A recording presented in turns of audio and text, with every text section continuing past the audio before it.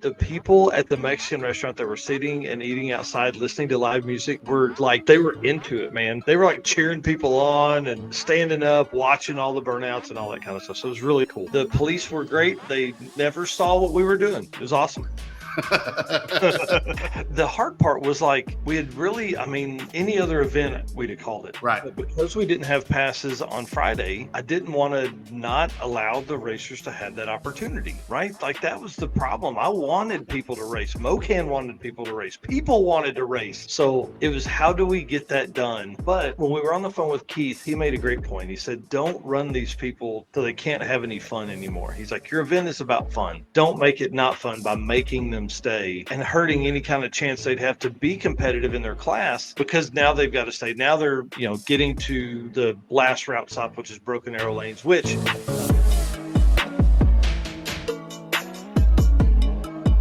guys, you're not looking at Eric over there.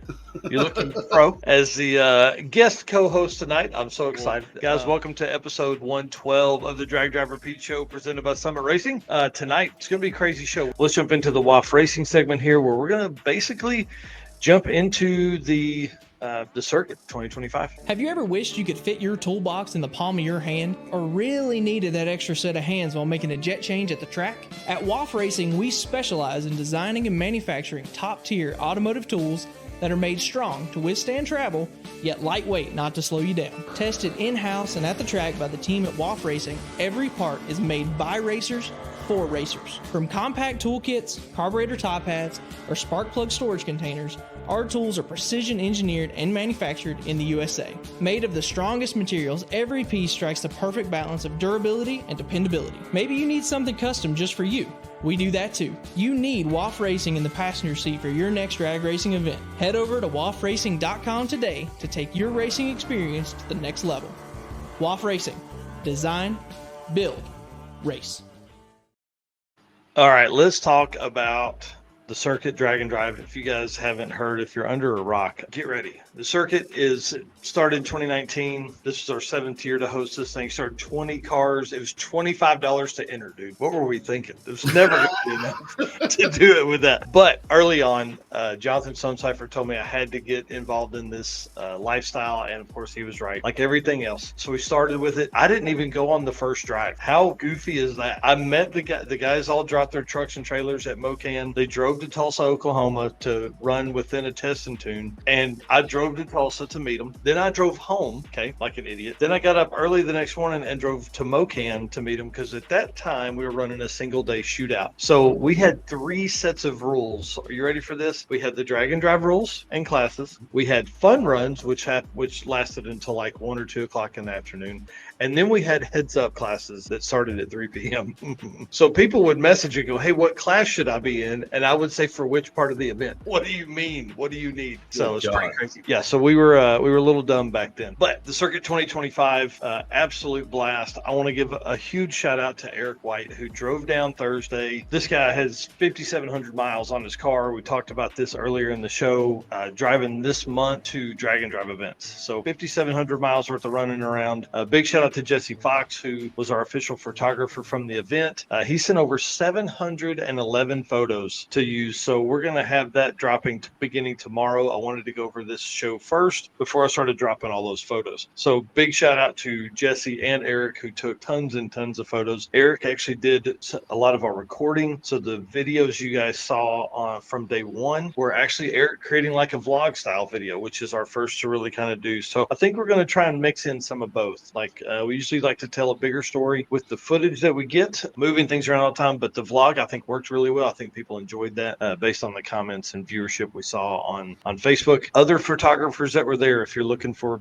photos of your car, Melissa Morrow of Morrow Photography, Chris Hogan with Fodad Media, Kyle Merriman with Merriman Racing Photography, and then G-Man Creates, JD Grumman over there. Those last two were both at Tulsa, and then of course Chris Hogan came to Mocan and then to Tulsa as well. So, and then Melissa was with us all weekend. So it was pretty fun. Crazy weekend, dude. It really was wild. The the Wednesday. Okay. Thursday morning, even, there was no real chance of rain in the forecast. It literally showed like 15% at most anytime throughout the day, right? So I thought, dude, this will be no big deal. It's going to be a spotty shower at best. It was not a spotty shower. Well, and as much as we do these events, and as much as we've been around for a lot of these events, we always hear reports that there's going to be rain. We always know there's going to be spotty showers. We always know that there's going to be something that they throw at us that we've never seen before. Mm-hmm. That being said, I don't think anybody expected the level of weather that you guys were dealing with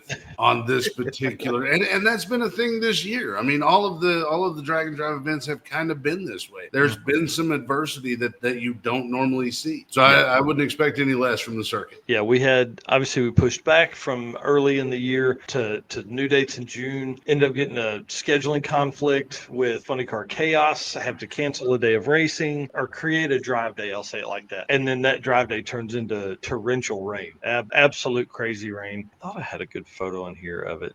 Here's a good shot taken by Jesse Fox. Everybody just wet. But I think it added to it. I think it was afterwards. It was fun. And we've jokingly talked about this. Bo's mentioned several times that his car's just not waterproof. A lot of these race cars aren't. Right. So you're not just getting the car wet. Like everything in the car is wet by the time you get to where you're going. Yeah, floorboards, trunks, all that kind of stuff. And I want to shout out to Dave Maxon, who said, "Hey, there's going to be stuff in cars." And that there could potentially be rain come up to the track. So it rained really hard during the drive. We literally pull into Galena, Kansas. Again, it's one of those things where everybody who's in the event is gathered up in the streets. They're all talking to each other about what's going on. It was really nice to see everybody just get a chance to hang out. Mm-hmm. Because you know that once you get into this event, it's not going to be that way. You're not going to have that kind of time. You're not going to be able to do that. And that's one of the things Doherty talked about on the show the other night. You know, it was almost one of those things where it was just as nice to be able to do burnouts, to be able to hang out, to be able to have that block party. It was almost as nice to do that as it was to do the racing. And I appreciate him saying that, because when we really started talking about it, it was, I was nervous because we were taking a day out of racing. Red Hat Scotty here says, block party was great. Low voltage, Brandon Hayes for burnout of the night. That is for sure. If you haven't seen our short over on YouTube, you need to go watch that. Man, that dude just laid it out. What was really cool is, like, typically when we go into a town and we do big burnouts like that, everybody hates it. That's a normie. The wind was blowing in the correct direction that the people at the Mexican restaurant that were sitting and eating outside listening to live music were like, they were into it, man. They were like cheering people on and standing up, watching all the burnouts and all that kind of stuff. So it was really cool. It was dinner and a show. Yeah, it certainly was. And it was impromptu. We did not set that up. We may do that next time. We may set up some kind of burnout deal next time. The police were great. They never saw what we were doing. It was awesome. You can tell that I always get nervous on stuff. I'm naturally a nervous person, and I always get nervous when the burnouts start. Yeah. And you could tell it was one of those things where they didn't necessarily turn a blind eye, but there definitely wasn't a whole lot of people on that side of town paying attention. Yeah, that is for sure. Well, a couple things I do want to talk about. Jack Crawford fixed his transmission cooler, stacked two cheap O'Reilly's coolers together, and made it work. Put his fan on it and all that kind of stuff. That ended up destroying a brake pad, and it was super hard for them to get. So they had to actually resurface it in the parking lot on the concrete to get the glazing off from transmission fluid sprayed on it at temp. So that was kind of interesting. And then jabbed himself in the wrist, and any other area around his wrist, and he probably would have made it. So Crazy weekend for Jack Crawford. Crazy weekend. Changed the transmission cooler in the rain in a car wash, so that's always a plus. Red Hat Scotty had a great weekend. Him and his daughter raced the black car, which was really cool to see it back out and doing well. And anytime you can have your kids with you, man, it's always fun. We had a lot of adult child teams. Dustin Peterson, another father-son team there. I mean, there was a lot of times where these regional events give the opportunity to bring the kids out, because it's not as long of a weekend. It's not a week long, super hot, all that kind of stuff. stuff because, with the rain came cooler temps. So the block party had great weather for no rain. We had a wall cloud that I thought was fixing to absolutely destroy us. Didn't do anything, not even sprinkling, didn't even think about it. But it hung out. We raised $460 through belt sander races, which was awesome, by Gearhead Curios. And then the valve cover races, we had people build valve covers to come out and do that to race. Ended up raising $460. Had the Pro Tree tournament put on by Camp Counselor Bob. It was really fun to do all that. So as we're leaving Galena, there's like no rain. Dude, we were like, okay, it may rain overnight, some big deal. Nope, rained 5 hours the next morning, from like 7 to noon. So rain is it hated me. It hated me, to be honest with you. And you found a way, you persevered, you got through the problems that come along with this. And that's, again, that's something we've seen with a lot of events this year is there's been some adversity. There's been some difficulties. Yeah. I can't imagine sitting in your seat and trying to figure out how to get everything going in one direction with that much chaos going on behind you. Well, I'll tell a quick story, and this will be quick, I promise. So Saturday morning, we're at the track. At 9 o'clock, I called the first driver meeting, or the night before I said, hey, we're going to have a driver meeting at 8:30, pushed it to 9, pushed it to 10 because it was still raining, pushed it till we're going to meet whenever the rain's done. Okay. Well, that meant like 12:30. The track said they needed 2 hours. I guess it was 12 when it stopped raining. So we call a driver meeting at 12:30. In the driver meeting, it starts raining again. Y'all, I'm not lying when I tell you, I just about right then, literally just about gave up right then. I was over it, man, because the sad part is we could have, if the first track had been better prepared maybe, or knew the plan going, could have raced on Friday. So we would have had those passes. So like, when Saturday come around, it's raining on me in the driver meeting, and Mocan had said they needed 2 hours after it stops. I was like, here we go. This is it. I'm going to go crawl under this rock over here, and I'm going to hide. I'm going to cry. I'm going to hide. So we ended the driver meeting, said, hey, we're going to race today. There's no, you could literally see the sun. It was just like 8 miles south of us. You could see it. It just stayed 8 miles south the whole time. So the track gets going. I'm talking to Carl. I'm talking to Keith Turk. Big shout out to Keith Turk for walking me through that. Talked to Matt Frost and Sean Fling. I mean, really, huge props to him, because he was a lot of the reasoning behind of gathering all that stuff for the weekend. So it's raining. The track feels like we're going to get a window of time. So we call another driver meeting back up. Hey, here's our choices. The options were, we're going to not count. The options were we can stay and race, and everybody count your times, because we're going to get passes today. That's what it was. We're getting passes. You can stay. Okay. If you leave now, you can take a 20, but you're still in. Just know that you're going to get a 20. So it's now 12:30. We're looking at 2:30. The racer party starts at 6. It's 3.5 hours back to Tulsa in a hot rod. Or, so that's option one. Stay, go get it, get your driving route, get a 20 now, take it, leave it, whatever. Or option two, gather all of your people in your class and figure out if y'all want today to count or not. That was the two options. There's no way I could handle all of that. So if that's what you guys want to do that. Most folks chose option two, and I'm telling you, it was amazing to watch. Democracy in action is basically how it went, because all of these guys and girls gathered up in circles based on their classes, and they made decisions. So big shout out to 3 classes that chose to have their times counted on Saturday. 11.0 index, small tire, and tailgate wanted their times counted. One, those classes only had 5 or 6 people in each, so it was pretty easy. And then 2, it wasn't going to be hard to get them through the lanes. If you had decided to do that, it'd probably been pretty interesting to try and figure out how to get all that done. But right. Shout out to them for getting that done. That opened the opportunity for people to leave. So at 3 o'clock, people have their cars switched back over to street mode. I send Melissa, hey, go as fast as you can to Broken Arrow lanes. Get ready for the racer party. People are coming. So she takes off down the interstate, 85 miles an hour to go down and get the Broken Arrow lanes set up. 80% of people I guess probably only like 60% of people hit the road to start making their way back towards Broken Arrow. The rest of them, like 50 people, stayed and made passes, because for a lot of these folks, and I didn't think about this till later, they had never made a pass at Mocan. And that's one of the biggest benefits to a drag and drive, is it gives you the opportunity to be at a new track, gives you a reason to be at a new track. Now you can make passes there. So for the folks that did a test and tune, awesome. For the folks that did their classes, man, it was great. Jan Haas made 7 passes during that time. In ends up winning the 11-0 index class. It's pretty cool. So that gets Well, go ahead. No, I was gonna say I was gonna move on, but you go ahead and tell. No, you go ahead. Move on. Well, yeah, because we're running out of time.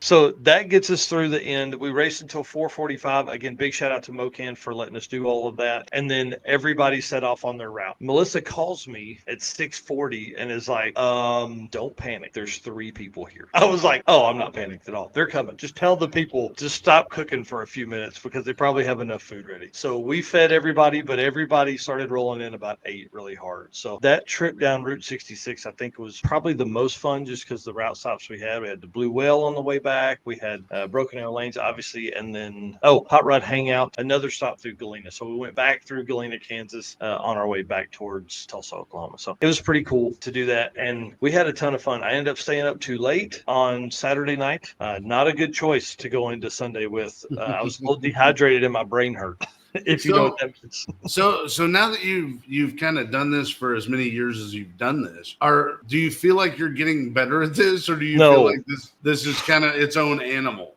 The hard part was like we had really, any other event we'd have called it. Right. But because we didn't have passes on Friday, I didn't want to not allow the racers to have that opportunity, right? Like that was the problem. I wanted people to race. Mocan wanted people to race. People wanted to race. So it was, how do we get that done?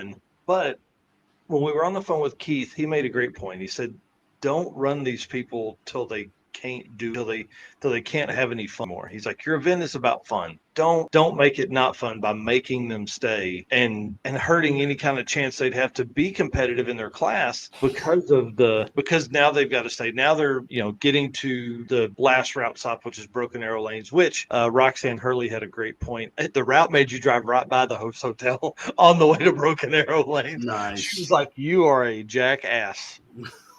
To make people do that because they were tired by then, they'd had the stress of driving in the rain. They'd had the stress of 2 days on a drag and drive now and drive right on past that route past your hotel. So anyways, I want to talk about some real quick stuff and then we'll go over the last little bit here. So we get back to Tulsa, everything's good to go. The first race is always a big deal for us at the circuit. It's always has been. It's what kicks off the event. We pushed the first race back from Saturday to Sunday because we wanted as many people there as possible. It is a grudge match between Dustin Codle and Chris Paget. After Lance Walker couldn't make the call, sadly he put 3 motors in that truck trying to make the circuit, so he just couldn't quite get there. It is a way for us to raise money. It is a way for people to kind of wager and place some bets on their favorite racer. And in that race, we raised $1,150. Good God, dude, it's awesome, man. It's so awesome to be able to let people have fun. I think there were like 50 or 60 people on the starting line. Everybody was having a good time. We had a medical emergency during the time, so like extended it like 30 more minutes. Like it was pretty wild. So big shout out to them. Big, thank you to Dustin for being willing to do that. Thank you to Chris for being willing to do that. And then later on, well, from the night before, I found out about it at like 2 a.m. But later on, when the Group A ran, Brian Actton and Cody Walker had a race set up for $1,000 donation to the Youth Services of Tulsa. But Cody got the hit and to start at the 60-foot. Cody had not made a single pass in his car yet. He should have used the test and tune on Saturday, but he didn't. He wanted to get back and start having fun at the bowling alley. But when Cody left, I don't even think it was close. Brian was on him by about the 600-foot mark, if not sooner, maybe 400-foot, and drove out of his life. So poor Cody, writing a check this week to the Youth Services of Tulsa for $1,000.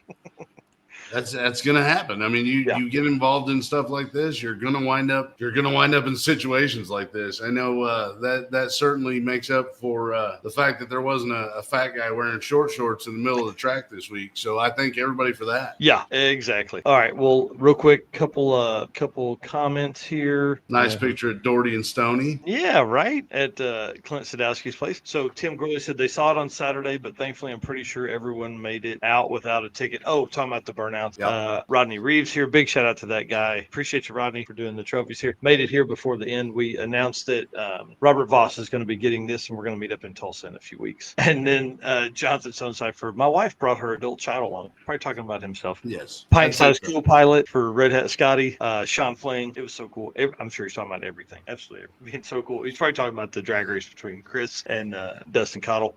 Jeff Mass, we drove 7 hours. We were there to floor it. That's exactly right. I mean, everybody wants wants to make a pass. And then Rodney Reeves here, thank you for the kind words, sir. You stayed the course and it was great, man. I appreciate you saying that. Thanks again to Waff Racing. I appreciate you, dude. Chris is a great dude. If you're needing some fun stuff for your car, he can do it. 3D printed stuff, a little bit of everything. He can get stuff done. And this weekend was full of it with all of our race car friends that were at the circuit 2025. We had a blast. We can't do this without you guys. I don't know if you know that or not. I know I say it every time, but I hope you're listening for the first time right here, because it was amazing. It was awesome to have the time during the racer parties, the block party, to just spend some time with people. I know we don't typically get to do that with the Drag and Drive. We look at it a little differently over at the circuit and try and give people a ton of time that they can spend together. So thank you for being a race car friends. Hit the share button as we go in here. Thank you so much to our sponsors for DragDriveRepeat. We really appreciate you guys. I can't say it enough. Without them, we couldn't do what we do right here. We attend like 12 or 15 events a year. We buy equipment. We do all the stuff we can do. It's because of these guys right here. So as you are shopping for parts, please hit up Summit Racing, Deech Works, Molly Motorsports, Driven Racing Oil, Howard's Cams, who saved my butt and got us back on the road for the circuit, JWire Solutions, Waff Racing, Performer Built Transmissions, Car Chains 3D, Power Tube TV, Sweet Patina, and Racing Junk Classifieds. Yes, if you're trying to spend some money, spend it over there.